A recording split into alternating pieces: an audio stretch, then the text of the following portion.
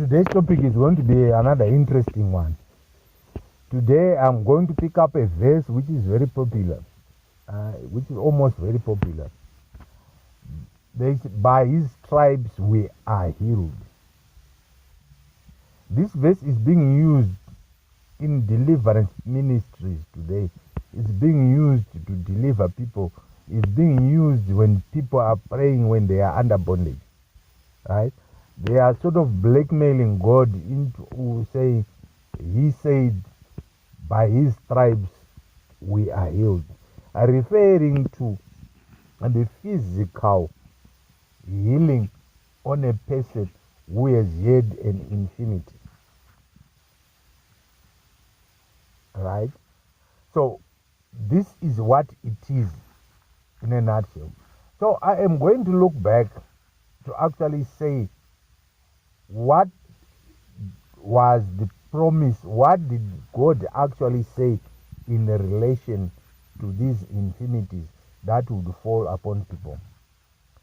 I am not going to dwell much on before the law. I'm just going to get into the law when they had made a covenant. This is what God had said. Right? And this is what happened. But if we are going to go by what God said, then we are going to put him into being responsible for what he said. So, we quickly go on to Deuteronomy 29. Deuteronomy 29 has got blessings in the cases. Right? So, the first part is about the blessings. The second part is about cases. Right? I will not be going through each and every one of them. I am going to be looking at it's Deuteronomy 28.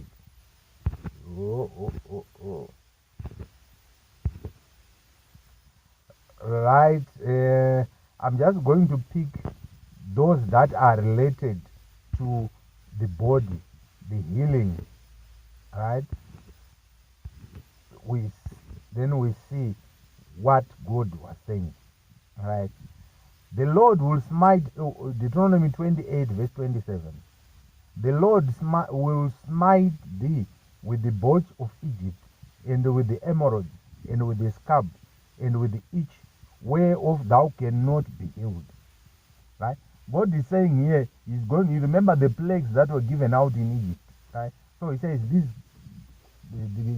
these plagues will come upon people. Right? There is diseases. Right? And the most important part, he's saying they cannot be healed. Right?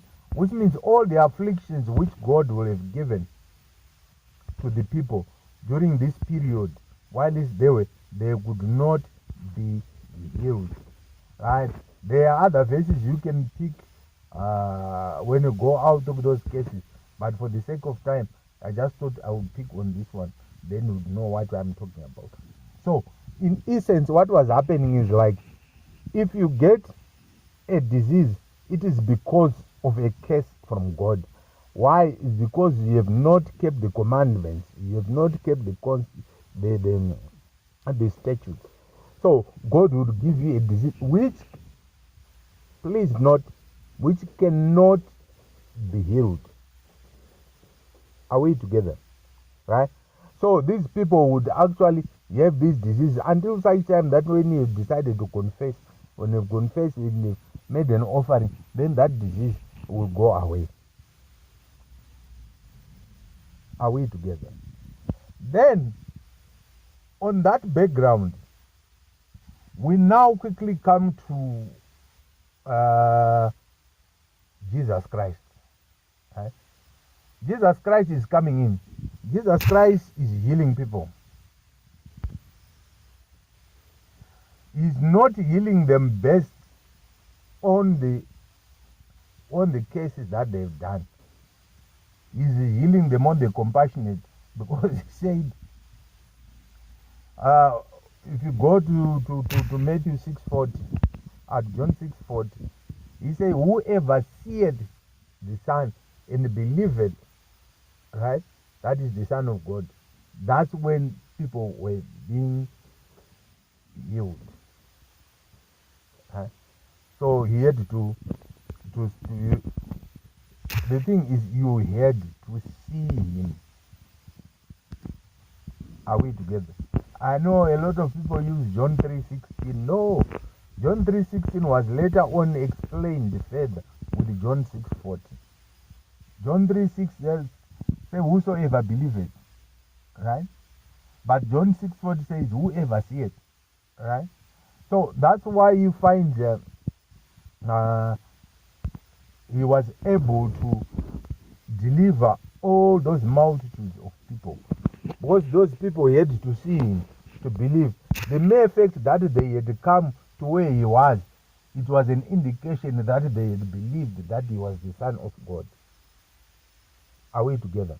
So when you get into his periphery, into his area, then he's able to deliver you. But remember, he's using his name.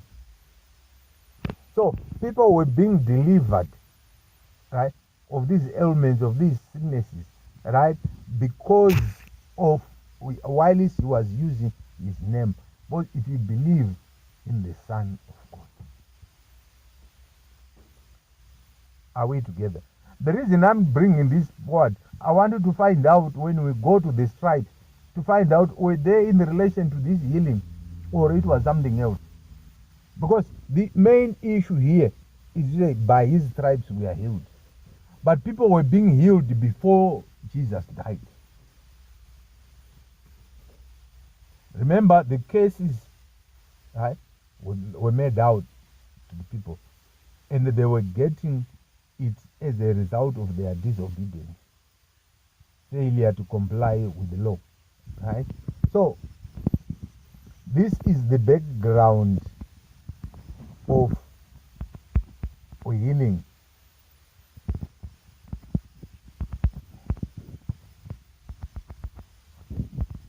So let's look for an incident. Maybe that will be quicker. Let's look at Bartholomew. Right? Bartholomew, Bartimaeus, was healed.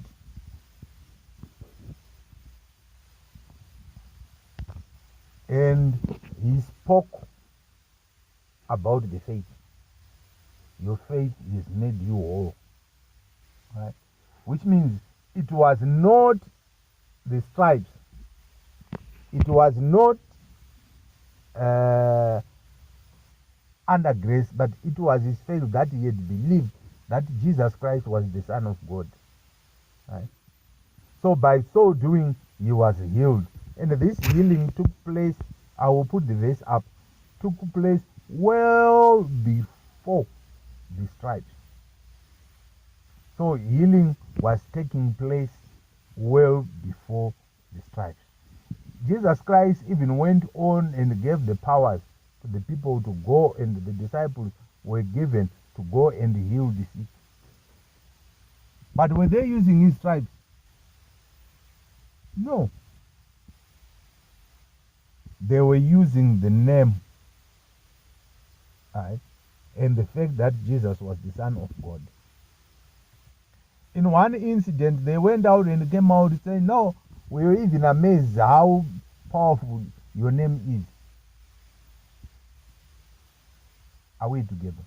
So, healing was only restricted to the Jews. Are we together? Jesus came under the banner that he was going to create a kingdom of heaven. And if the people had accepted him and welcomed him, then a kingdom of heaven would have been established here on earth. I will do another presentation, right, regarding the Lord's Prayer, so that you find out that the Lord's Prayer was an intercessionary prayer that was linked to a kingdom that was going to be established. And the kingdom did not take off there. It was postponed. And there's the kingdom that's going to come, right, when Jesus comes back, he's now going to establish and sit on the throne. So this is the kingdom which Jesus Christ was preaching about. So having compassionate and mercy upon the people was a way of campaigning so that at least they would accept him. Are we together?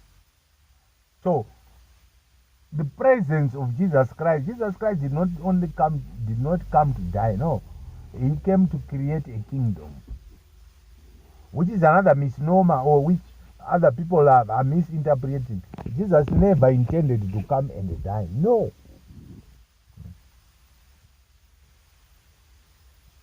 He came to establish a kingdom, which is the kingdom of heaven, where he's going to sit on the throne of David. And he's going to rule over the children of Israel, not the Gentiles. His agenda was only restricted to the Jews.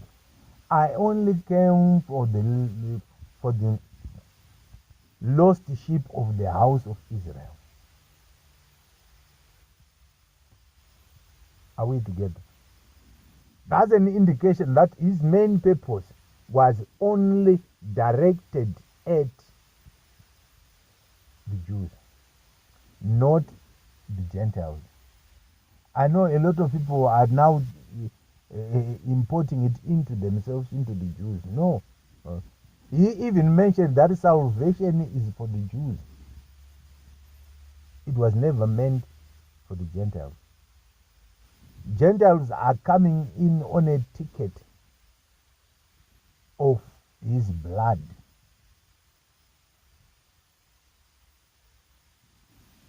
That's when we will now look at the statements that were made. Right? It is the blood that actually welcomed us into the fold. It's on Ephesians 2. I will bring out the verse in the next section. Well, I'll just put it up for you to see, so that when we deal with it, you are now able to comprehend where I am coming from. So when we talk about healing was only restricted to the Jews. Right? The Gentiles were not part in the parcel of those. So we see by faith these people were being healed of their ailments, which had come upon them as a result of their not being able to follow the law. So this is what was happening. I will stop here. Next, then I will give you all the other things.